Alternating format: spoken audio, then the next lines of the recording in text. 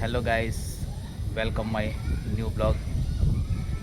મારા નવા બ્લોગમાં તમારું સ્વાગત છે.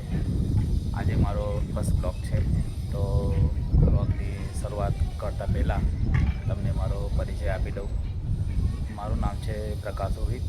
મેં ભરૂચ જિલ્લાના અંકલેશ્વર સિટીના અંડારા ગામમાં રહું છું અને હું અહીંયા હાલમાં બેઠો છું મારા ઘરના ધાબા પર. તમે જોઈ શકો છો મારું ધાબું. મારા પાસે અલગ અલગ 2 થી 3 સ્કીલ છે.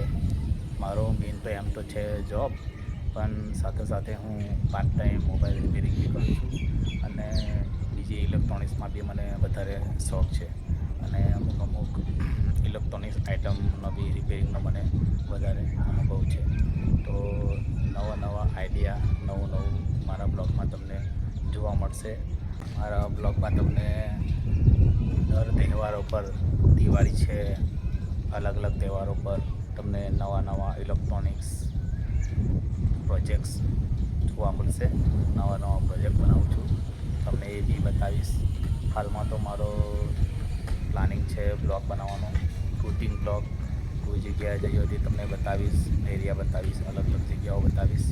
બસ આ તેમના પ્લાન છે, પણ સાથે સાથે બ્લોગની અંદર તમને અલગ કંઈ નવું બતાવવાનો ટ્રાય કરીશું. ઓકે, તો મારા ઘરની બાજુમાં તમે જોઈ શકો છો એક હનુમાનજીનું મંદિર છે. બહુ સરસ મંદિર છે અને એ મારા કાકાનું મંદિર છે.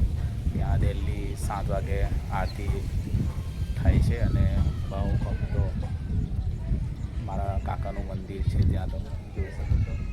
અને ત્યાં સાંજે ડેલી 7 વાગે આરતી થાય છે અને સોસાયટીના બધા ભક્તો આરતીમાં હાજરી પૂરે છે અને સરસ મજાનું વાતાવરણ છે. તમને મેં બતાવી દઉં પાછળ. આ નવી સોસાયટી લાસ્ટ 6 મહિનાથી બની છે અને લોકો રહેવા પણ આવી ગયા છે. આ બાજુ નવી બને છે, તમે જોઈ શકો છો. મારા ઘરના ધાબા પર એટલો મસ્ત પવન આવે છે કે ના પૂછો વાત.